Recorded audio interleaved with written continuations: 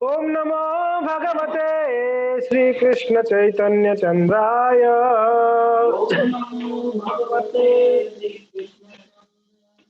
ओम नमो भगवते श्री कृष्ण चैतन्य चंद्राय।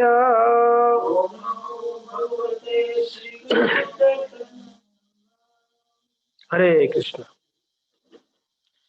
तो पिछले सोमवार को हम चैतन्य चरितमृत का चर्चा नहीं कर पाए थे, इसलिए हम आज चैतन्य चरितमृत चर्चा करेंगे। और कल एकादशी है तो श्रील प्रभुपाद जी का लीलामृत का पाठ होगी कल। परसों संडे है तो हम वैष्णव भजनों का चर्चा करेंगे और मंडे को वापस चैतन्य चरितमृत होगी क्रम के अनुसार। तो हमारा जो पिछला अध्याय था, हमने जो पिछला चर्चा था छोटा हरिदास को दंड, वो वाला अध्याय समाप्ति हो गई थी। तो आज हम एक ही सुंदर प्रसंग चर्चा करेंगे चैतन्य महाप्रभु का लीला से, चैतन्य चरितमृत से। ये है श्री चैतन्य चरितमृत मध्य लीला अध्याय 7। इसका अध्याय का शीर्षक है महाप्रभु का दक्षिण भारत की यात्रा।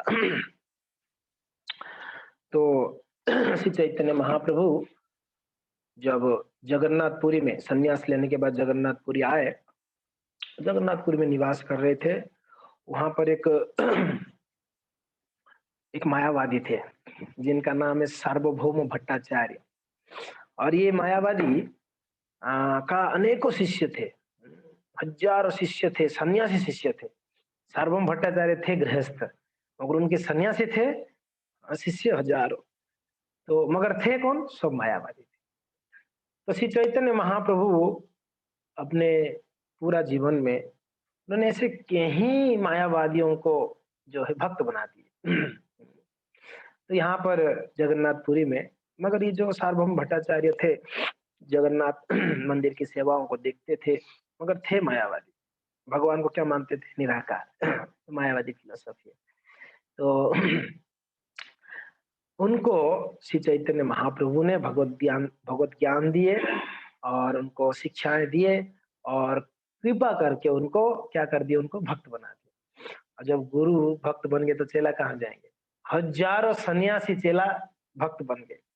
अरे महाप्रभु का प्रचार ही ऐसा है। श्री चैतन्य महाप्रभु का प्रचार ऐसा है, वो टारगेट बनाते थे गुरु को, ये भक्त बनेगा तो उनके शरण में जो भी है सारे भक्त बन जाएंगे। तो सार्वभौम भट्टाचार्य बहुत सुंदर भक्त बन गए श्री चैतन्य महाप्रभु के। और उसके बाद श्री चैतन्य महाप्रभु विचार कर रहे हैं कि अभी मैं जो है दक्षिण भारत के लोगों को उद्धार करने के लिए मुझे जाना चाहिए। तो हम यहाँ पर शेयर करेंगे प्यार, मगर वो रहेगा ही इंग्लिश में, तो फिर भी आप प्रयास करिएगा उसको पढ़ने के लिए।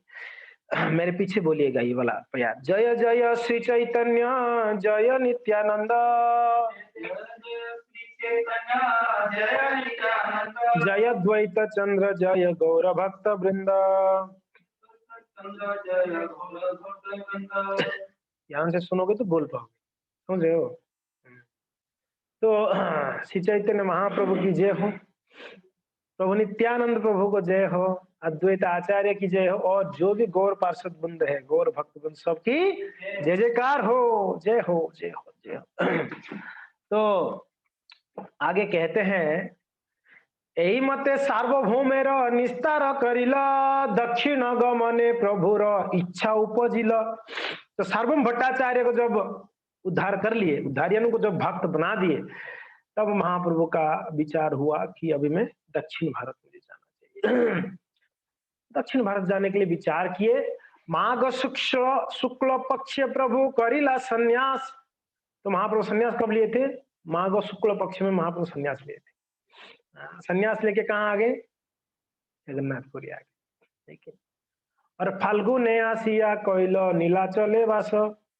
माघ मास में महाप्रभु संन्यास लिया। माघ के बाद क्या आता है? फाल्गुन मास में। तुरंत ही संन्यास लेने के बाद तुरंत कहाँ आ गए? जगन्नाथ। आपको याद है 12 महीने का नाम? बताओ। हाँ बोल रहे हो? हाँ याद है करके। चैत्र वैशाख ज्येष्ठ आषाढ़ श्रावण भाद्रव कार्तिक, भाद्रव आश्विन कार्तिक मार्गशीर पौष माघ और फाल्गुन, तो इस प्रकार से 12 महीना है कि नहीं। तो उसमें माघ मास में श्री चैतन्य महाप्रभु संन्यास लेके फाल्गुन में नीलाचल धाम जगन्नाथपुरी आ गए।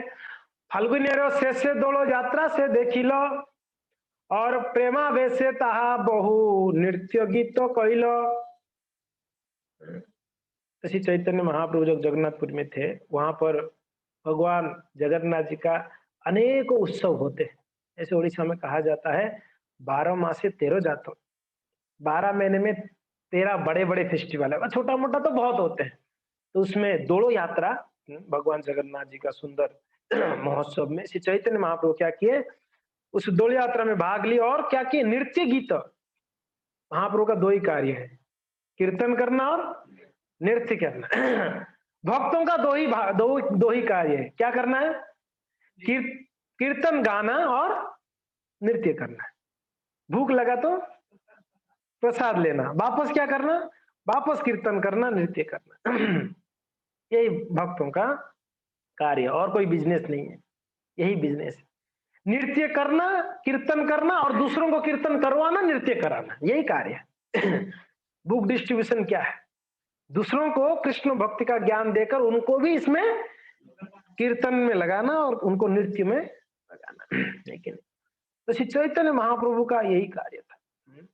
वो कीर्तन करते निरंतर कृष्ण नाम, मुख में कभी बंद नहीं होता था कृष्ण नाम चैतन्य महाप्रभु, और कीर्तन में नृत्य। हम लोग कोई संकोच कर लेते हैं नृत्य करने में, खास करके हम लोग बाजू हो जाते हैं, साइड हो जाते हैं। बाबा ये हमारा फैमिली बिजनेस है, ये हम लोग का फैमिली बिजनेस है कीर्तन और नृत्य करना, इसलिए इसमें शर्म करने का क्या बात है। नृत्य कौन करेगा, अरे बाबा जो आनंद में वो नृत्य कर सकता है, जो सुख में है। दुखी व्यक्ति कर सकता है, दुखी व्यक्ति को आप जबरदस्ती भी कराओ कितना करता है। तो अगर नृत्य नहीं कर रहे यानी आप टेंशन में हो, अगर आप टेंशन में हो मीन्स आप भक्त नहीं हो। सिंपल बात है, देखिए एक दूसरे से रिलेटेड है। अगर आप कीर्तन में नृत्य नहीं कर रहे हो यानी आप प्रसन्न नहीं हो, आप दुखी हो, कुछ दुख है आपके अंदर। अगर दुख है तो आप भक्ति नहीं हो। भक्त हमेशा सुखी रहता है, खुश रहता है, आनंद में रहता है। चैतन्य महाप्रभु निरंतर 24 आवर्स आनंद में रहते हैं, और उनके जितने भी सब सहगण थे, पार्षद गण थे, वो भी हमेशा आनंद में रहते। और चैतन्य महाप्रभु की भक्तों के अंदर 99% गृहस्थ थे। कोई कोई कहता है अरे ये तो ठीक है, ब्रह्मचारी सन्यासियों का काम है नृत्य गीत करना।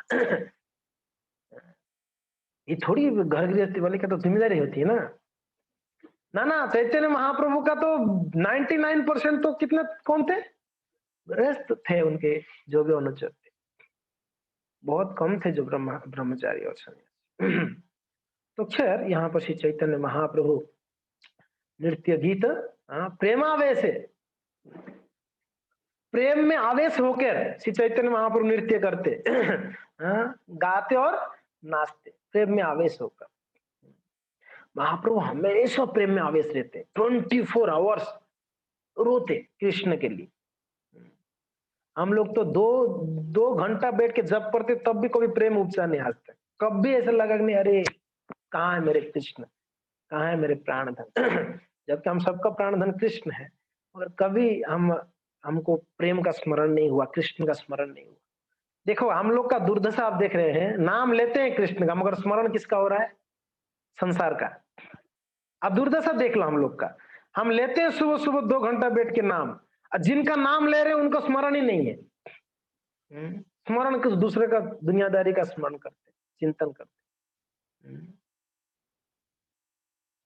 संसार में जब लाभ खाते हैं तब कृष्ण का याद आता है। हमारा उल्टा है नहीं, जब कृष्ण का कार्य, कृष्ण का नाम, कृष्ण का सेवा, साड़ी अनाचार, कौन सा वो एक भजन है ना, अनाचार छोड़कर क्या करो, कृष्ण नाम लो, कृष्ण के लिए सेवा करो, कृष्ण धन पाए। तो हम लोग कृष्ण के सेवा समय में कभी स्मरण नहीं करते, नाम लेते समय कभी स्मरण नहीं करते, वैष्णव के संग में कभी स्मरण नहीं, संसार में जब लाभ खाते तब स्मरण आता है हमारा। महाप्रभु हमेशा प्रेमाविष्ट में होते और नृत्य गान करते। चैत्रे रही कैला सार्वभौम विमोचन, चैत्र रही कैला सार्वभौम, पढ़ो ना, वैशाखेर प्रथम दक्षिण जाइते हईला मन, वैशाखेर प्रथम दक्षिण जाइते हईला मन, चैत्र रही कोयला सार्वभौम विमोचन। चैत्र मास में आगे कब? फाल्गुन में आगे पूरी में, तो फाल्गुन के बाद क्या आता है? चैत्र आता है ना। तो चैत्र में देखिए पुरी में आते ही उद्धार कर लिए, यानी भक्त बना दिए किसको? सार्वभौमों को। और उसके बाद वैशाख में, चैत्र के बाद क्या आता है? वैशाख आती है। तो वैशाख के प्रथम यानी शुरुआत में ही महाप्रभु की इच्छा हुआ कहाँ जाना है? मुझे दक्षिण भारत जानी है। आप में से कितना लोग दक्षिण भारत गए हैं? कौन कौन गया दक्षिण भारत? यस, यात्रा में गए हैं, दक्षिण भारत यात्रा कि दक्षिण भारत ऐसे ही गए हैं आप लोग यात्रा? ओके। तो महाप्रभु दक्षिण भारत, हम ये चैप्टर में देखेंगे महाप्रभु कहाँ कहाँ गए, कितना दिन रहे, कहाँ लीला किए। बहुत सुंदर चैप्टर वैसे, बहुत सुंदर। तो महाप्रभु का विचार हुई जाने के लिए।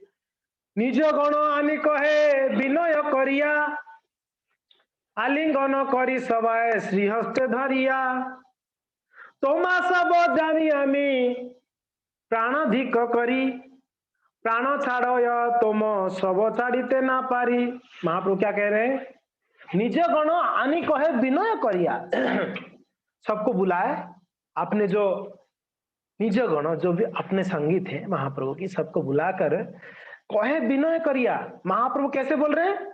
बड़े विनता से बोल रहे हैं, नम्रता से बोल रहे हैं। हम लोग कैसे बोलते हैं? मुंह फाड़, है ना, जब बोलना होता है एकदम दूसरे को गुस्से से, जब भी क्रोध तो हमारे एकदम मुंह में ही रहता है क्रोध। महाप्रभु स्वयं भगवान, श्री कृष्ण चैतन्य स्वयं भगवान है, और यहां तक उनकी जो सपार्षद गण है, जो उनके गण यानी उनके जो शिष्य हैं, उनको बुलाकर महाप्रभु हाथ जोड़ के विनती करके बोल रहे हैं। यानी देखिए, चैतन्य चरितामृत, चैतन्य भागवत तो वैष्णव सदाचार से भरा हुआ है। वैष्णव सदाचार सीखना है, चैतन्य चरितामृत पढ़ी।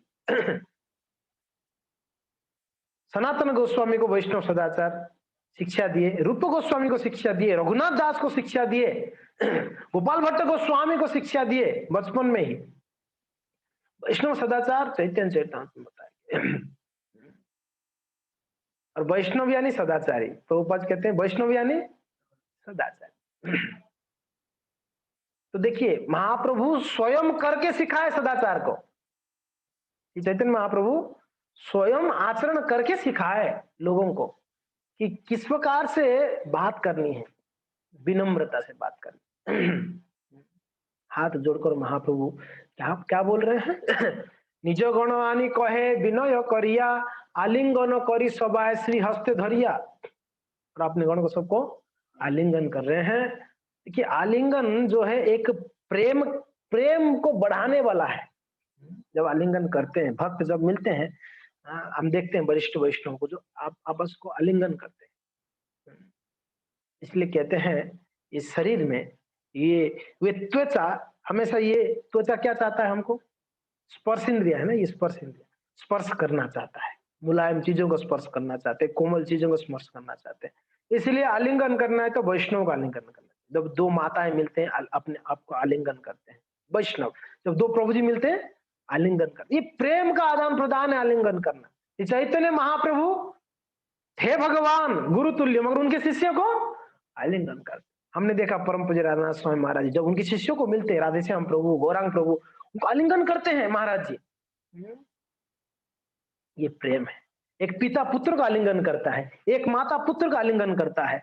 ये क्या है? आलिंगन, प्रेम है, काम नहीं है, प्रेम है। आलिंगन करके सवाए श्री हस्त धरिया, अपने हाथ में सबको, दूसरे हाथ को अपने हाथ में पकड़ के क्या बोल रहे हैं? तुम्हार सब जानिया मी प्राणाधिक करी, आप सब मेरा प्राण से भी अधिक हो। प्राण छाड़ा जाए तो मां सब छाड़ीते ना पारी। आपको देखिए महाप्रभु को जाना है ना, काम महाप्रभु को जाना है तो कैसे बड़े मधुरता से उन लोग को पटा रहे हैं, वह पटा रहे समझ रहे हैं ना। हाँ, और कुछ कुछ काम निकालना होता है तो कितना प्रेम से बोलते हैं। वैसे महाप्रभु को दक्षिण भारत जानी है और उनको पता है उनके भक्त उनको छोड़ेंगे नहीं। कौन छोड़ना चाहेंगे? स्वयं भगवान जब साथ में है, कौन छोड़ना चाहेंगे? भक्तों के लिए भगवान प्राण से भी अधिक है, भगवान के लिए भक्त प्राण से भी अधिक है। साधुनाम हृदय मह्यम, साधुनाम हृदय तो हम, साधु मेरे हृदय में रहते और मैं साधु के हृदय में रहते। और मैं साधु के बिना और कुछ नहीं जानता हूं, साधु मेरे बिना और कुछ नहीं जानते। भागवत का श्लोक है। अम्बरीश जी के चरित्र में जब दुर्वासा जी ने क्या कर दिए, कृत्या को उत्पन्न किए, गुस्से से कृत्या को वध कर दिया क्या, सुदर्शन, और उसके पीछे ही पड़ गया। तो दौड़ते दौड़ते दौड़ते भगवत धाम गए, भगवान के वैकुंठ लोक। रक्षा करो, आपकी सुदर्शन मेरे पीछे काट रहा है, जला रहा है, खत्म कर देगा मुझे। तो भगवान कहते हैं कि मेरा तो कोई स्वतंत्रता ही नहीं है, मैं कैसे रक्षा करता हूं, जाओ आप साधु के पास। बोले साधु, आप भगवान है साधु के पास भेज रहे, आप तो भगवान कुछ भी स्वतंत्र है, कुछ भी कर ना रे बाबा, मैं कुछ नहीं कर सकता, क्योंकि ना मैं भक्तों के अधीन ना, स्वतंत्र द्विज, मेरा कोई स्वतंत्रता नहीं है। फिर आगे कहते हैं वो साधु जो है मेरे हृदय में निवास करते, मैं साधु के हृदय में। साधु मेरे बिना कुछ नहीं जानते, मैं साधु के बिना कुछ नहीं जानता, वो मेरे प्राण है, मैं उनके प्राण। चलिए काम करो साधु के पास। तो यहाँ पर भगवान क्या कहते हैं, सबको कह रहे हैं आप सब मेरे प्राण से भी अधिक हो, सिर्फ प्राण नहीं हो, प्राण से भी। देखिए भाई भक्तों, वैष्णवों के लिए वैष्णव भी प्राण है, वैष्णव प्राणधन है। हम लोग का दुर्दशा ये है, भक्तों के अंदर भी आके भक्तों के साथ में भी रहकर हम क्या ढूंढने लगते हैं, उनके अवगुणों को ढूंढने लगते, दोष देखने लगते हैं। भाई हमारे वैष्णव को जब तक प्राण नहीं बनाएंगे तब तक भक्ति में प्रगति करना ये संभव हो ही नहीं सकता। वैष्णव को प्राण बना लो, कृष्ण को प्राण बनाओ ना बनाओ कोई दिक्कत नहीं है। वैष्णव अगर प्राण है तो कृष्ण तो प्राण बनेंगे ही बनेंगे।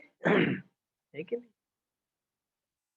तो श्री चैतन्य महाप्रभु कहते हैं कि प्राण छाड़ा जाए तो मैं सब छाड़ीते ना पारे, आपको छोड़ के जा नहीं सकता। अभी बोल नहीं रहे हैं दक्षिण में जाऊंगा करके, अभी तक नहीं बोले, अभी तक तो बस यही बोल रहे हैं आप मेरे प्राण हो, प्राण से भी अधिक हो, मैं आप लोग को छोड़ के नहीं जा सकता हूं, आप लोग को छोड़ूंगा तो मेरा प्राण चला जाएगा, ऐसे बोल रहे हैं। ऐसे बोलकर श्री चैतन्य महाप्रभु क्या बोल रहे हैं, फिर आगे कहते हैं तुम्हें सब बंधु मोर बंधु कृत्य कहले, यहाँ आनी मोरो जगन्नाथ देखाइले। आप सब कौन है, मेरे बंधु है, मोरो बंधु कृत्य कहले। आप सिर्फ नाम के लिए बंधु नहीं हो, महाप्रभु कहते हैं आप सिर्फ मेरे नाम के लिए थोड़ी ना बंधु समझ रहे हैं ना, सुहृद हो, मेरे शुभचिंतक। आप बंधु क्या होते हैं, बंधु यानी उनकी फ्रेंड का सुहृद होते हैं। आजकल के बंधु कैसे हैं, संकट की घड़ी में निकल जाता है, हाँ किनारे हो जाएंगे, ये बंधु थोड़ी है। बंधु यानी सुख में दुख में जो साथ देते हैं वो बंधु है। बंधु यानी जिनका बंधन है जी, बंधन यानी प्रेम का बंधन है, वो बंधु है। भगवान कृष्ण और अर्जुन का प्रेम का बंधन था, बंधु है। यहाँ पर भगवान चैतन्य महाप्रभु उनकी सारे पार्षदों को, सारे शिष्यों को, सारे भक्तों को बुला के बोलते आप सब मेरे बंधु हैं, मोरो बंधु कृत्य कह लो, आप लोग मेरा बंधु जैसा कार्य भी किया, ऐसा नहीं कि नाम से बंधु, क्या किए, कहते हैं या आनी मोरे जगन्नाथ रे दिखाई लो, आप लोग मुझे कहां से, बंगाल से, नवद्वीप से मुझे लेके आगे, कहां पर, जगन्नाथपुरी, और मुझे यहाँ पर आके क्या दर्शन कराया आपने, श्याम सुंदर का, जगन्नाथ जी का दर्शन कराया। और जगन्नाथ जी को महाप्रभु श्याम सुंदर के रूप में दर्शन करते थे जी। आप देखिए पीछे राधा श्याम सुंदर है, देख रहे हैं फोटो हमारे बैकग्राउंड में, देखिए ये कितना सुंदर है राधा रानी। बहुत सुंदर है राधा रानी। तो जब जगन्नाथ जी को देखते तो उनको श्याम सुंदर दिखते, इनको महाप्रभु को। आप देखिए महाप्रभु का दयनीयता देख लो, ये स्वयं जगन्नाथ है। महाप्रभु कौन है? जय गौर से कृष्ण से जगन्नाथ, जय गौर है वही कृष्ण है, वही जगन्नाथ है। और महाप्रभु यहाँ पर हाथ जोड़ के सबको धन्यवाद दे रहे हैं कि थैंक यू, आप लोगों ने मुझे जगन्नाथ जी का दर्शन कराया। अरे बाबा, आप स्वयं ही तो जगन्नाथ हो और आप तो स्वतंत्र है, आपको कौन लेके आ सकता? आप तो स्वयं चाहोगे तभी आओगे। देखिए ये जो कृतज्ञता होती है ना, ये कभी भूलना नहीं चाहिए। छोटा भी कोई हमारा हेल्प करता है तो हमने उनका हेल्प को भूलना नहीं चाहिए। इस संसार में लोग सब कृतज्ञ हैं, दो प्रकार के लोग, एक कृतज्ञ और एक कृतज्ञ। कृतज्ञ यानी किया हुआ हेल्प को जो भूल जाता है वो कृतज्ञ है, और हम सब उसी कैटेगरी में। हमारा भक्ति के जीवन में खास करके, संसार में तो छोड़ दो जी, भक्ति के जीवन में हर एक वैष्णव का कुछ ना कुछ हाथ है भक्ति में। आज तक हमने जो हमारा कहते हैं ना कि हमारा स्पिरिचुअल जर्नी में, हमारा आध्यात्मिक यात्रा में आज तक जो पहुंचे, हो सकता है कोई 5 दिन पहले ज्वाइन करके 5 दिन हुआ होगा, किसको 5 साल हुआ होगा, या किसको 50 साल हुआ होगा। वो हर एक दिन अगर स्मरण करे, कोई ना कोई वैष्णव उसके जीवन में कुछ ना कुछ अच्छा किए। अगर कुछ भी नहीं दिया है ना, वैष्णव हमारे लिए प्रार्थना की हो, बहुत बड़ी बात है। हम कहते हैं ना, जब भी वैष्णव को फोन करके क्या कहते हैं, हम जो भी बात करते हैं, प्रभु जी मेरे लिए प्रे करो ना, माता जी मेरे लिए आप आशीर्वाद दीजिए और प्रे करिए, और कुछ नहीं चाहिए। हम कहते हैं वैष्णव को, जब भी मिलते भी यही कहते हैं कि बस आपका आशीर्वाद चाहिए और मेरे लिए प्रे करिए जरूर, मैं अच्छा भक्त बनूं। प्रे करते हैं वैष्णव। सिर्फ कोई प्रे भी करता है ना, हाँ, हमारा भक्ति का जीवन में प्रगति का वही क्या हो जाएगा, आधार बन जाएगा। तो मैं ये कह रहा था यहाँ पर, श्री चैतन्य महाप्रभु से देखिए, सीखिए। महाप्रभु ने छोटा हेल्प को भी याद कर रहे। जगन्नाथ जी का दर्शन तो स्वयं इच्छा से आके कर रहे हैं, मगर कह रहे आप लोग सब मेरे बंधु है, आपने मुझे दर्शन कराया है। आपने मुझे दर्शन कराया है। फिर कहते हैं, एबे सबु स्थाने मुई मागो एक दाने, एबे सब स्थाने मुई मागो एक दाने, सबा मिली आज्ञा दिहो जाइब दक्षिणे, सबा मिली आज्ञा देहो जाइब दक्षिणे। कितना दयनीयता है महाप्रभु का, देख लो कितना आज्ञा मांग रहे हैं, हद हो गया।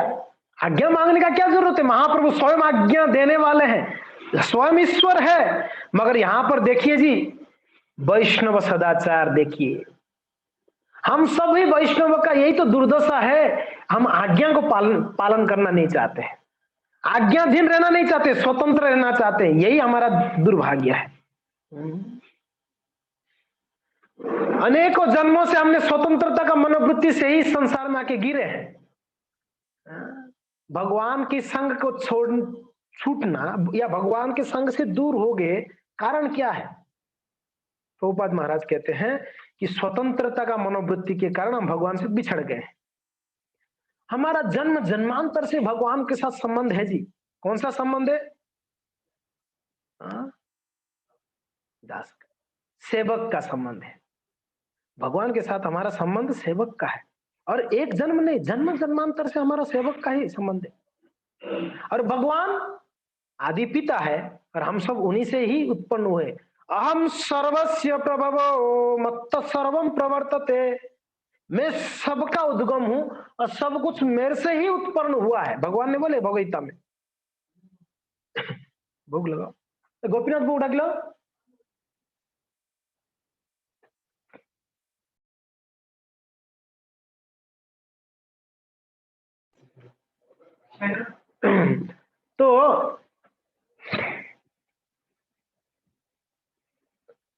तो भगवान से सब उत्पन्न हुए हैं, तो जीव भी भगवान से उत्पन्न हुए हैं।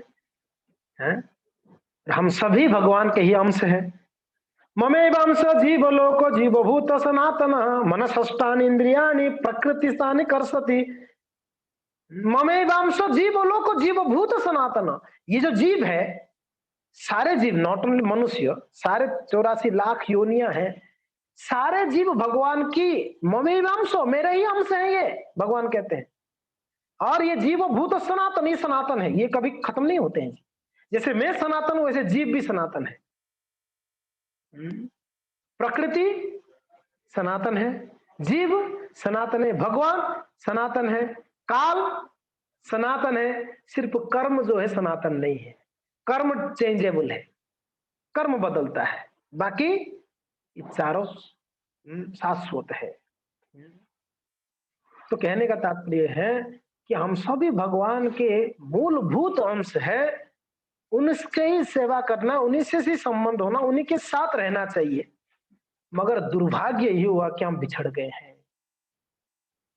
माता अपने पुत्र के हाथ पकड़ के रखा था, पुत्र स्वयं से माता का हाथ छोड़ के भाग चला गया।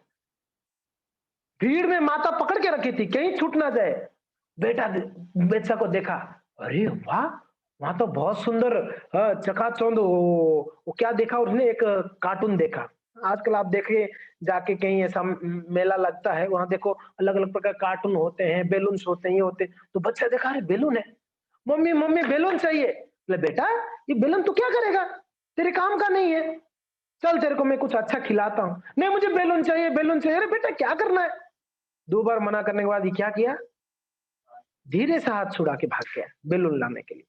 बस गया, घूम गया। जब बेलून लेने के लिए तो गया था, माता के हाथ छोड़ के, ना उसको बेलून मिला। जब बेलून के पास जाके बोलता है बेलून चाहिए, बेटा पैसा चाहिए। पैसा तो है नहीं, पैसा तो माँ के जेब में, पैसा तो माँ की बैग में रह गया, वो बेलून तो मिला नहीं, अभी ढूंढ रहा है माँ के पास, माँ भी नहीं मिल रही है। समझ रहे हैं ना, माँ अभी ढूंढ रहे, ना माँ मिल रही है ना बेलून मिला, देखो दोनों छूट गया। ये स्थिति हम सब जीवों का है। हमने भगवान के साथ थे, भगवान बोले कि बेटा नहीं, इस संसार का जो चकाचौंध है ना, इसमें मत फंसना, बड़ा खतरनाक है ये संसार, बेटा ये दुखालय है, क्यों आप इसमें सुख मानते हो, सुख चाहिए बोल रहे हो, मत जाओ मत जाओ, मेरे साथ रहो, आनंद लुटो, जितना आनंद चाहिए। ना ना ना, मुझे तो चाहिए, मुझे स्त्री चाहिए, घर चाहिए, द्वार चाहिए, बंगलो चाहिए, ये चाहिए वो चाहिए, कितना क्या चाहिए। भगवान बोले नहीं नहीं नहीं नहीं, आप मत जाओ, देखो ये सारा चीज तो तुच्छ है, क्षणिक है, मेरे धाम में रहो, मेरे साथ में रहो, या तो आनंद ही आनंद लूटो। तो धीरे से क्या किए हो, भगवान से स्वतंत्र होकर, भगवान को छोड़कर उन्होंने भोग करने के लिए संसार में गिराए। तो भगवान अभी क्या कर सकता हूं। हाँ? जो स्वयं से प्रयास करेगा उसके लिए बहुत मार्ग है। ध्यान रखिए, जो स्वयं से प्रयास करेगा उसके लिए अनेकों मार्ग है भगवान के पास जाने के लिए। जो स्वयं से प्रयास ही नहीं कर रहा है, उसको अनेकों मार्ग दिखाने पर भी कोई मतलब नहीं, क्योंकि ना वो प्रयास ही नहीं कर रहा है। तो हमारा स्थिति यह है कि हम चाहते ही नहीं भगवान के पास जाना, या हम चाहते ही नहीं भगवान से जुड़ना, हम चाहते ही नहीं भगवान का कृपा लेना। ये संसारी लोगों का, जो कहते हैं ना जीवन भर मेहनत करके जो जगह पे पहुंचते हैं, भक्तों का प्रारंभ वो चीज छोड़ना है। क्या बोल रहा हूं, ध्यान से सुनो। संसारी लोग, कर्मी लोगों, मेहनत करके जिस जगह को प्राप्त करते हैं, क्या किसको प्राप्त करते हैं प्रभु जी, धनम जन्म सुंदरिम, यही प्राप्त करते हैं ना जीवन भर प्रयास करके। हाँ, धन चाहिए, क्यों पढ़ाई कर रहे हो ना, मैं जॉब करके धन कमाऊंगा, फिर पैसा आएगा तो सुंदरी चाहिए, धनम सुंदरी, और जन्म, ऐसा ऐसा गद्दे में बैठूंगा, बॉस बनूंगा, मेरा जन होंगे, मेरे साथ में रहेंगे, मेरा मान सम्मान होगा। जन्म धनम जन्म सुंदरी, ये पूरा जीवन मेहनत करके जब धन प्राप्ति करता है, सुंदरी प्राप्ति करता है, वैष्णव एंट्री करते हैं सुबह सुबह मंगलारती में, ना धनम ना जन्म ना सुंदरिम कविताम्बा जगदीश काम, सुबह सुबह ही जो पहले बार मंगला में आया उसी को पहले सुना देते, ना धनम। जो संसारी लोग जीवन भर मेहनत करके जहां पहुंचा, वहां पर मीन्स कदम देते ही बोलते नहीं चाहिए धन, देख लो वैष्णव फिलोसफी।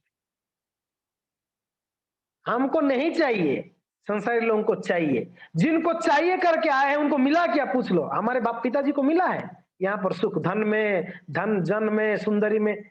हाँ, पिताजी को पूछ लो। अब पिताजी को पद नहीं मिला, आपको कैसे मिलेगा? दादाजी को नहीं मिला, आपको कैसे मिलेगा? उन्होंने भी प्रयास किया है ना, बहुत प्रयास किए हैं। तो देखिए जी, सत्य बात तो यह है, यहाँ पर कुछ रखा नहीं है, टेम्पररी जगत है, भगवान को भूल के आए हैं।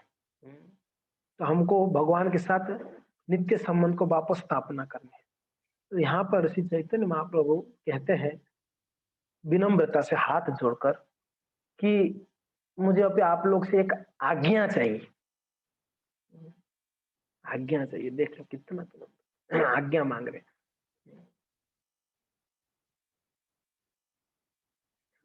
वैष्णव वैष्णवों का अधीन में रहकर चैतन्य महाप्रभु क्या बोले जी? बोले महाप्रभु आप सन्यासी है।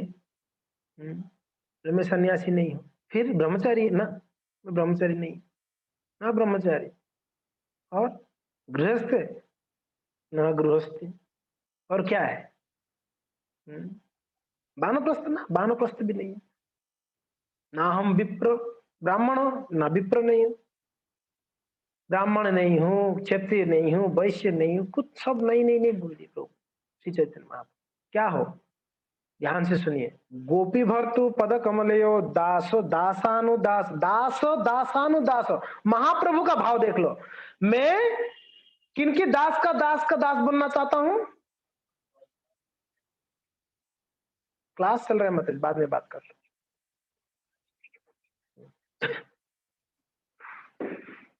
दासों की दास।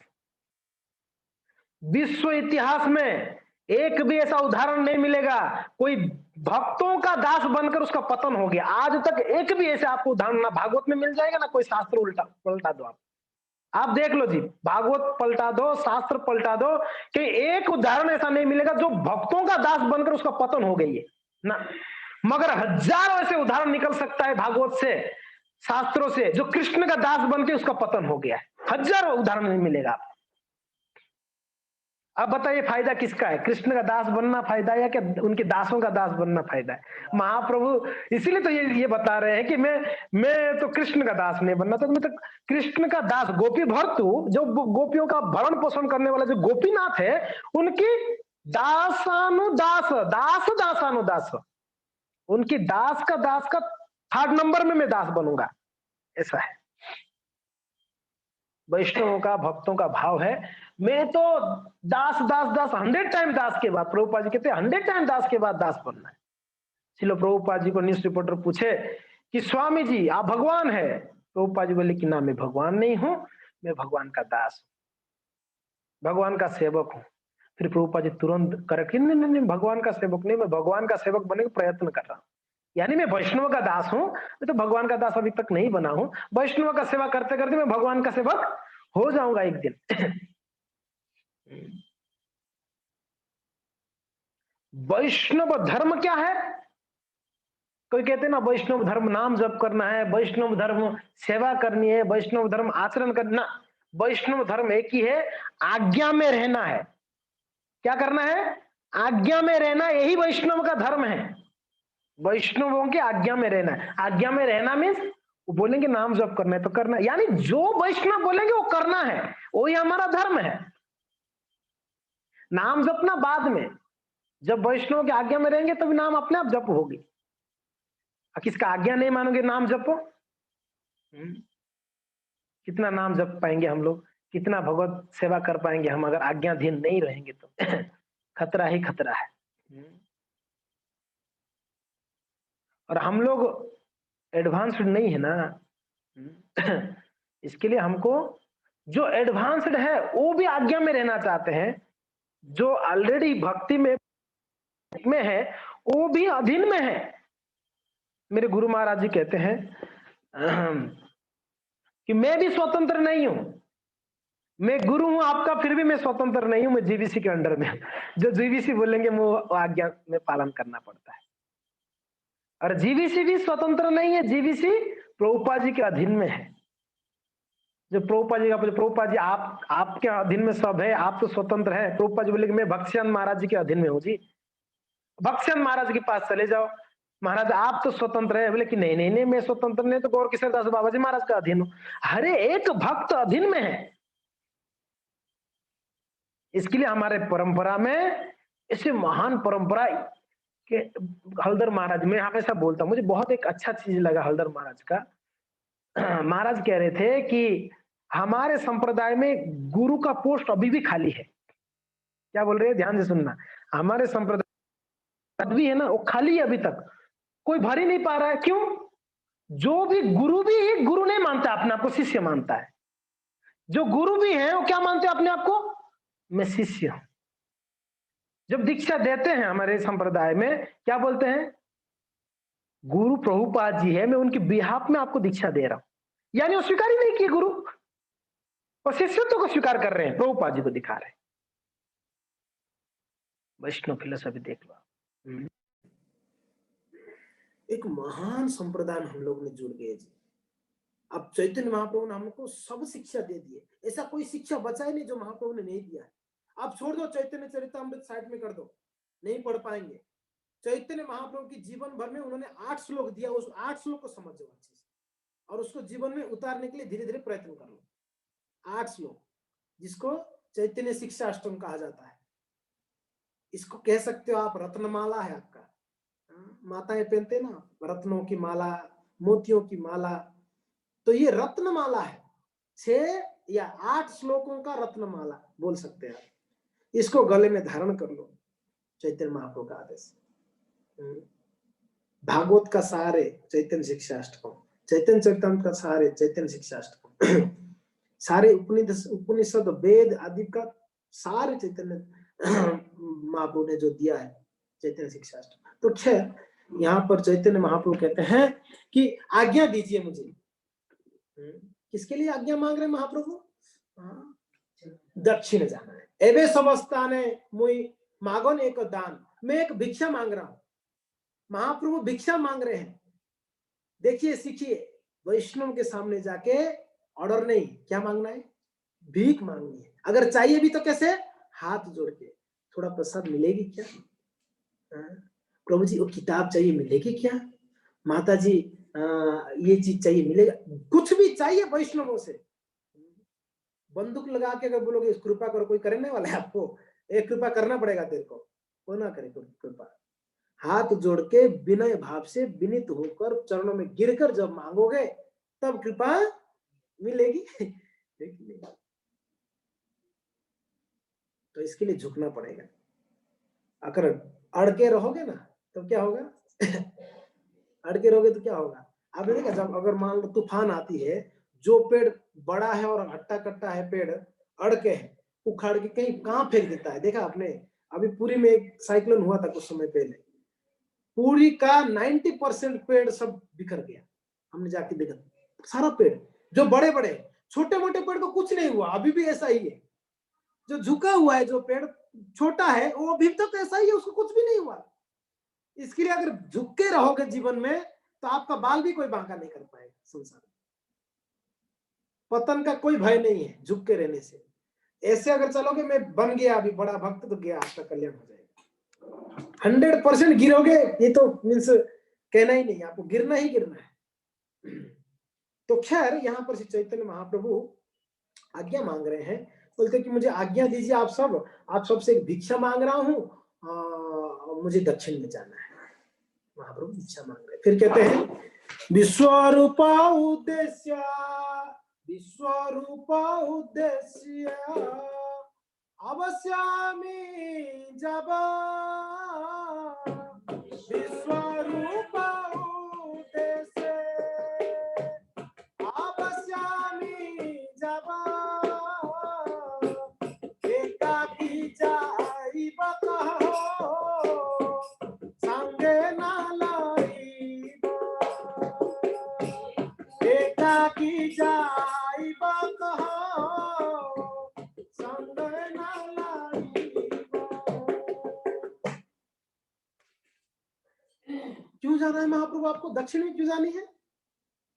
महाप्रभु पूछे दक्षिण, अचानक से दक्षिण जाने के बाद सब लोग एकदम बड़ा मीन्स एक धक्का लगा, दक्षिण जाना चाहते हैं, ऋषिक में रहेंगे, क्यों जाना चाहते हैं आप दक्षिण अभी अचानक से? तो महाप्रभु बोलते कि विश्वरूप के लिए जाना है, कुछ तो बहाना बतानी पड़ेगी, नहीं तो छोड़ेंगे थोड़ी ये लोग। विश्वरूप कौन थे? भगवान का बड़ा भाई श्री चैतन्य महाप्रभु के बड़े भाई विश्वरूप। विश्वरूप का जब प्राकट्य हुआ तो जवान में, यंग में ही वो क्या कर दिए, संन्यास ले लिए, घर छोड़ दिए। तो इसके लिए सच्ची मैया, सच्ची देवी बड़े जत्न से महाप्रभु को रखते थे, निमाई को ध्यान देते थे पूरा और उसके कारण अपराध हो गए, अद्वैत आचार्य के चरण में अपराध कर। अरे अद्वैत,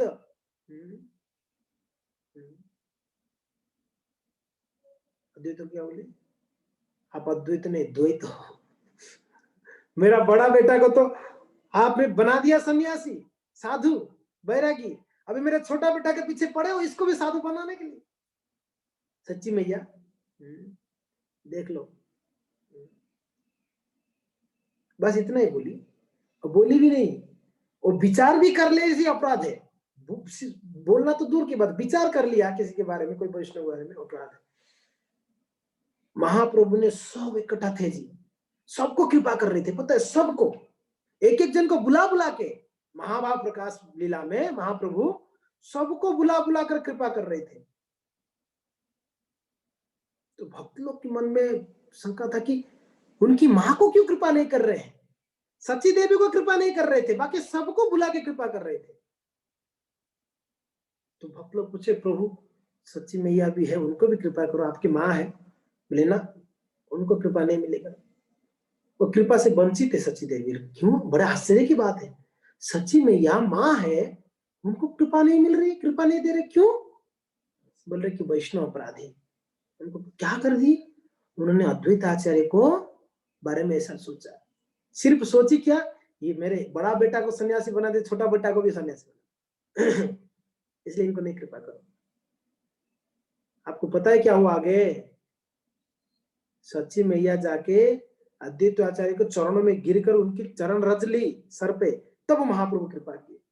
देख लो, जब भगवान अपनी माता को भी ये नहीं करेंगे, माफ नहीं करते हैं, तो हम लोग को माफ कर देंगे भगवान? कौन सा प्यार है, बहुत सुंदर प्यार है ना भक्त स्वभाव, हमने चर्चा किए थे।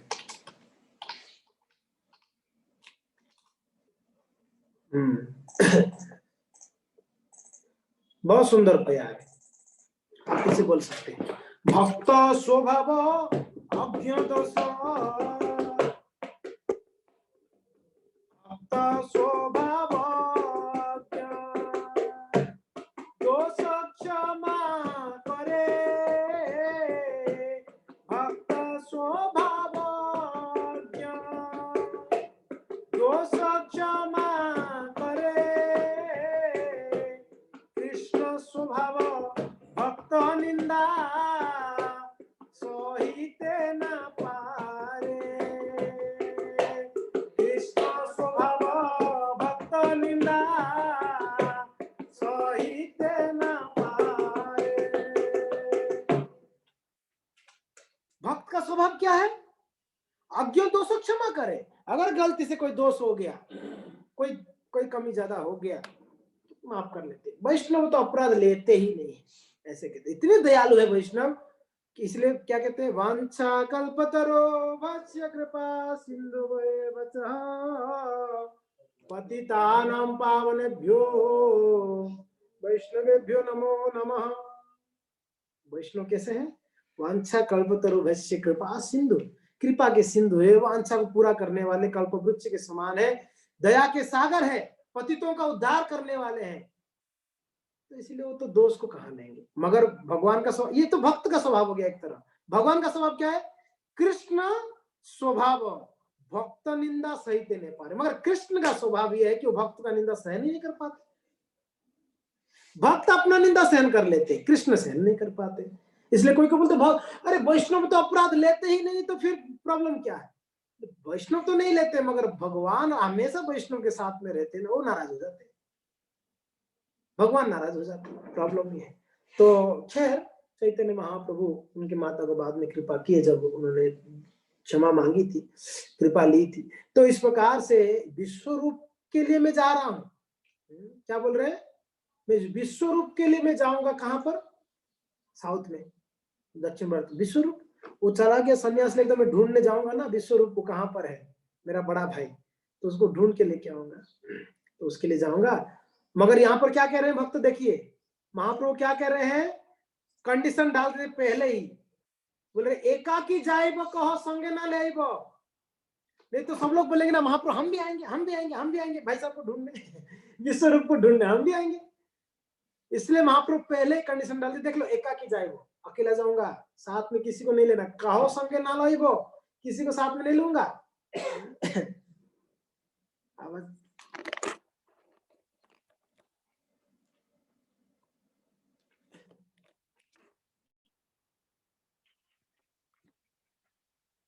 आप लोग आवाज स्लो आ रहा था ना कुछ समय से, अब क्लियर है? आवाज क्लियर है सबको? ठीक है। तो विश्व रूप के लिए जाऊंगा, आप अकेला जाऊंगा, अकेला? हमको तो संग चाहिए, संग में रहना है, बताया कि अकेले जाने की बात कर रहे हैं।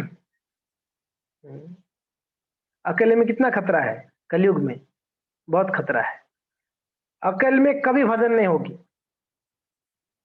अगर अकेला होता तो प्रभुपाद महाराज संघ क्यों बनाते? कृष्ण भावनामृत संघ, संघ समझ रहे ना, सोसाइटी, भक्तों का संघ है ये, कृष्ण भक्तों का संघ है ये इस्कॉन। इस्कॉन क्या, कोई पूछेगा कि इस्कॉन क्या है, बोलने का वो कृष्ण भक्तों का एक संघ है ये, जहां भक्त लोग मिलकर क्या करते हैं, कृष्ण का भक्ति करते हैं प्रेम से, ये इस्कॉन है। इस्कॉन कृष्ण भक्तों का संघ। मगर शास्त्र में कहा गया भक्तों, एकाकीनो तपः, तपस्या करनी है तो अकेले होगी, साथ में होगी नहीं होगी साथ। ये अवधूत ने 24 गुरु बनाया। उसमें एक दरिद्र कन्या थी, कुमारी, दरिद्र कुमारी, आप सुना होगा ये कथा। उनके घर पे कन्या को देखने के लिए आए थे, आते हैं ना लड़के लोग, आए थे देखने के लिए।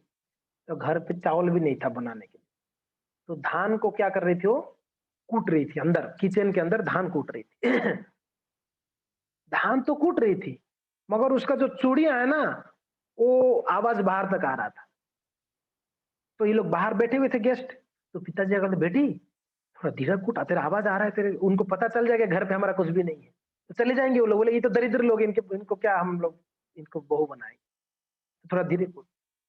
तो कूट रही थी, वो क्या कर रही थी, देखी कि चूड़ियां बहुत आवाज कर, मैं धीरे कूटने के बावजूद आवाज तो हो रहे, तो क्या की कंगन को एक हाथ से ये हाथ से एक, ये हाथ से एक तोड़ दी, फिर भी बज रहा था। अभी चूड़ियां तो बहुत होते हैं ना, आजकल तो चूड़ियां पहनते ही नहीं माताएं, पहले हम गांव में देखा है माताएं बहुत चूड़ियां पहनते, तो चूड़ियां एक दूसरे को बजते आवाज करता।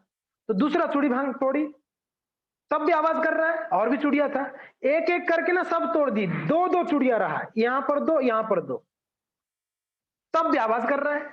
बोले कि यार ये दो दो भी खतरा है, तोड़ दी, एक एक ही रहा, जब एक रहा तब आवाज नहीं हुआ, तब आवाज नहीं हुआ। तो पता नहीं हमारे अवधूत जी महाराज कहां पर देख ली ये बात, कहीं खिड़की से देख लिए होंगे लगता है किचन की ओर। लेकिन देखो कितना बड़ा शिक्षा है, भजन करनी है अकेले में। भजन करनी है तो अकेले में, साथ में नहीं होगा, साथ में होगा तो डिस्टर्बेंस होता रहेगा, है कि नहीं?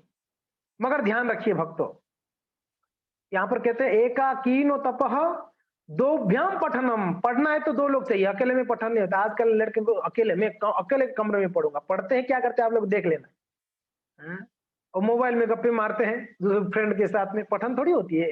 दो लोग बैठेंगे तो इसको नहीं समझा तो ये बता सकता है। हम लोग, हमने जब हमारे समय में जब पढ़ाई हमने देखा, हमने अकेले कभी नहीं पढ़ा, नहीं, फ्रेंड्स के साथ में बैठ के पढ़ाई करते, और अकेले नहीं, फ्रेंड को बुलाते, फ्रेंड के घर पे जाते, बैठ के पढ़ते, कुछ समझ में नहीं आता उसको बोलते, उसको समझ उनसे समझते थे। दुभ्या पठनम गायनम त्रिभी, गाते समय तीन लोग थे, अकेले में गाना थोड़ी होगा, एक मृदंग एक करतल एक गाएगा, तीन लोग चाहिए। गायनम त्रिभी, ये नीति शास्त्र में कहा गया है वैसा। चतुर्भी गमनम, कहीं जाना है तो चार लोग चाहिए। अगर एक दो जन धोखा भी देगा तो कोई तो साथ में रहेगा। अगर दो लोग जाओगे, एक धोखा दे दिया तो आप फंस जाओगे बीच में। कहीं चार लोग होगा तो एक दो जन धोखा भी देगा तो एक तो जन तो रहेगा। इसलिए कहा गया है चतुर्भी गमनम, कहीं जाना है तो चार लोग चाहिए। कृषि भी पंच भी बोलते हैं। कृषि भी, क्या खेती करने के लिए 5 चाहिए, ऐसे कहते हैं। और बहु भी रणे, युद्ध करना है तो बहुत लोग चाहिए। युद्ध करने के लिए एक व्यक्ति से थोड़ी चलेगा, लोग चाहिए ना बहुत। युद्ध करने के लिए रणे बहुत लोग चाहिए। मगर भक्तों ध्यान रखना, कलयुग में अकेले भजन नहीं होगा। संग में बल होता है, संग में शक्ति है कलयुग में, अकेले में नहीं। इसके लिए बख्शीधर महाराज जी ने तो बिल्कुल काट दिया बात को। अकेले में भजन नहीं करना है, संग में करना है, साथ में रहना है भक्तों के समूह में। चलो, ये तो अकेला कौन थी? वो दरिद्र लड़की थी। वो चूड़ियों को इसलिए तोड़ी, अकेला रही, क्योंकि ना अकेला रखी, क्योंकि ना वहां वो लोग पता चलेगा तो भाग जाएंगे। मगर वो अगर राजकुमारी होगी तो, ये तो दरिद्र कुमारी थी, राजकुमारी होगी तो देख लीजिए, अगर दरिद्र कन्या है तो उसको भय था मेरा चूड़ियों का आवाज से पता चल जाएगा मेरे घर पे कुछ नहीं है। मगर राजकुमारी होगी तो और चूड़ियां पहनेगी, आवाज आएगा तो उनको पता चलेगा कि अरे ये तो राजकुमारी दरिद्र नहीं है ना, ऑलरेडी राजकुमारी है, तो चूड़ियों को और पहनेगी वो, है कि नहीं, ये गहना। तो वैसे ही संसारी व्यक्ति दरिद्र है और भक्त कौन है? राजकुमार है, राजकुमारी है। हम लोग राजकुमारी है जी, हमको डरने का जरूरत नहीं है। हम तो संग में रहना और बढ़ानी है संग को। जितना संग बढ़ाएंगे उतना शक्ति होगा, उतना शक्ति होगा। दो फायदा है संग में, ध्यान रखना। संग में दो फायदा है। क्या? एक फायदा है, अगर हमारा कोई कमी है तो कोई ना कोई हमको टोक देगा। अकेले में कोई टोकेगा? अकेले में बैठ जाओ, आपका मन आपको ना इतना बड़ा करके बताएगा, तू तू कुछ भी कर सकता है, तू तो बहुत बड़ा है। मन हमको कभी नीचा नहीं दिखाता है, मन हमेशा हमको प्रशंसा ही करता है। किसी के साथ में होगे तो तुरंत बता देंगे, प्रभु जी आप जप में सो रहे हो, जगो बैठ के जप करो, क्या कर रहे हो आप सो रहे? हे प्रभु जी, खाते समय बात नहीं करना चाहिए। प्रभु जी हाथ क्यों नीचे रखे, हाथ ऊपर रखो। जो भी है, कुछ भी कमी होगा तो वैष्णव बता देंगे तुरंत। भक्तों के संग में होगे तब ना आपको सीखोगे। सीखना है ना, भक्ति अकेले नहीं है। भक्त लोग बोलते हैं कि मंदिर नहीं आएंगे चलेगा हमको, पता नहीं कैसे रहते मंदिर नहीं आके, मैं तो समझ में नहीं आ रहा है। मंदिर भी नहीं आ रहे, क्लास में भी नहीं आ रहे, जप में भी नहीं आ रहे, किसी में नहीं आ रहे। और सोचो मैं तो 16 माला हो रहा है, कहाँ का 16 माला हो रहा है भाई? वो कितना 16 माला होता रहेगा पता ही है, आपको ही पता होगा। जब तक भक्तों के संग में नहीं आएंगे तब तक हमारा भक्ति में नहीं हो पाएगा, संभव ही नहीं है जी। अहंकार बढ़ेगा, क्या होगा? अहंकार बढ़ेगा अकेले में भजन करने से। भक्तों के संग में यहां से तमाचा वहां से तमाचा लगता रहेगा। वैसे समय हो गया है, तो संग में रहने के लिए, रहने से क्या होगा? एक फायदा है कि हमारा कोई भी कमी है तो भक्त हमको सुधार देंगे। दूसरा फायदा क्या है? भक्तों के समूह में जब रहते हैं, दूसरों का गुण देख के सीख जाते हैं। अरे कितना अच्छा गा रहा है, मैं भी ऐसा गाऊंगा। अरे कितना अच्छा मृदंग बजा रहा है, मैं भी बजाऊंगा। अरे कितना अच्छा भागवत पढ़ रहा है, बैठ के 2 घंटे से देख रहा हूँ, मैं भी पढ़ूंगा। अरे जब कितना ध्यान से कर रहा है, मैं भी सीख, देख के सीखता है। संग में दो फायदा, एक तो कमी वैष्णव लोग हमको सुधार देते हैं, दूसरा है देख के गुण सीख जाते हैं। हमारा कमी को दिख जाता है, गुणों को सीख जाते हैं, ये दो फायदा है। अकेले में दोनों चीज हो पाएगी क्या? वैष्णव, एक वैष्णव के लिए कितने कितने वैष्णव सदाचार का नियम है जी। मगर वो नियम कैसे पता चलता है हमको? जो वैष्णव के साथ में आते हैं। एकादशी में अनाज नहीं खाना है, लोगों को पता ही नहीं एकादशी कर रहे हैं, शाम को तो अनाज खा लेते हैं, रोटी रोटी सब्जी। कहा कहते एकादशी किया, पता ही नहीं है कि रोटी नहीं खाना चाहिए एकादशी में। कोई बताया नहीं, क्योंकि ना वैष्णव के संग में आए नहीं।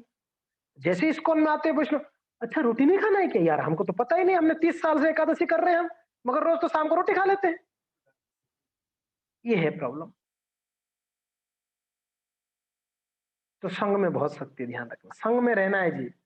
संग में, इसीलिए कहते हैं एकाकी हमारा नहीं पाए बोलो, एकाकी हमारा नहीं पाए बोलो, हरि नाम संकीर्तने, हरि नाम संकीर्तने, तुम्हें कृपा करी श्रद्धा बिंदु दिया, तुम्हें कृपा करी श्रद्धा बिंदु दिया, देह कृष्ण नाम धन, देह कृष्ण नाम धन। ए वैष्णव, वैष्णव वृंद की वैष्णव संघ में कह रहे एकाकी अमर नाहि पाए, अकेला तो मेरा भजन में कोई दम नहीं है, इसके लिए क्या करो, आप सब मिलकर मुझे कृपा करो। वैष्णव के संग में आके प्रार्थना किया जा रहा है, एकाकी अमर नाहि पाए बोलो, हरि नाम संकीर्तन, एकल में भजन नहीं होता।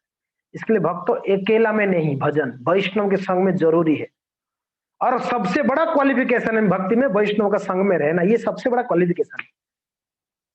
आप संसारी लोगों के साथ रह सकते हो, आसान है, वैष्णव के संग में रहना आसान नहीं है जी। क्यों?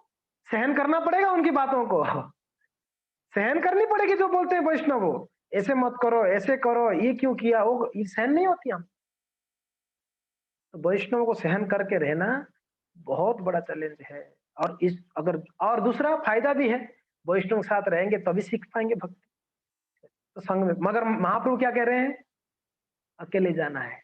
तो अभी प्रश्न उठता है, कहा जा रहा है संग में रहना है, यहाँ महाप्रभु बोलते मुझे अकेला जाना है। महाप्रभु कभी अकेला नहीं दिखे, कभी नहीं ना, अकेला कभी नहीं, भक्तों के साथ में। गौर निताय, कभी सिर्फ गौरांग महाप्रभु का नाम लिया गया, गौर निताय बोलते हैं आप लोग, पंच तत्व बोलते हैं आप लोग, है ना, कभी ऐसे बोला गौरांग महाप्रभु, ओनली गौरांग कभी नहीं देखेंगे साथ में। हाँ, जब राधा भाव में आते हैं ना, वैष्णव को छोड़ के, वो तो शरीर से उद्बुद्धि बोल जाते थे, ऐसा मीन्स राधा रानी के भाव में आ जाते, कृष्ण के विरह में अकेले भाग जाते थे। वो स्थिति जब राधा भाव में आ जाते एकदम, तब महाप्रभु अकेले हो जाते, नहीं तो बाकी हमेशा वैष्णव के संग में कथा कीर्तन, कृष्णा कीर्तन, नाम नाट गान, गाना नृत्य करना वैष्णव के संग। मगर प्रश्न उठता है कि महाप्रभु अकेला क्यों चाहते हैं। जो शुद्ध वैष्णव होते हैं या जो महान वैष्णव होते हैं, उनके लिए संग भजन में बाधा है, ध्यान रखिएगा। जो शुद्ध भक्त है उनके लिए संग भजन में बाधा है, मगर हमारे लिए संग क्या है, भजन में शक्ति है। ध्यान दीजिएगा, जो महान वैष्णव है वो तो ऐसे भी संग नहीं छोड़ते हैं कभी भी, मगर फिर भी वो एकांत में वो कर सकते हैं, हम नहीं कर सकते हैं। हमको संग में शक्ति मिलता है, इसके लिए हमको संग में ही रहना है। मगर महाप्रभु तो भगवान थे, वो जानते थे कि भाई कोई रहेंगे तो डिस्टरबेंस होगा, मेरे मेरे यात्रा में डिस्टरबेंस करेंगे। आगे हम लोग देखेंगे, इसी चैप्टर में आगे देखेंगे, बोलेंगे आप अकेले मत जाओ, किसको साथ में लेके जाओ, भक्त लोग निवेदन करेंगे, नेक्स्ट क्लास में हमने सुनेंगे। तो भक्तों, आज की क्लास में हमने शिक्षा ये लिए, वैष्णव के संग में रहना है, वैष्णव के आज्ञाधीन होके रहना है, और इसी से हमारा भक्ति में प्रगति हो सकती है, और कोई ही हमारे भक्ति में प्रगति का साधन नहीं है। हरे कृष्णा। श्री चैतन्य चरितामृत की, कृष्णदास कविराज गोस्वामी की।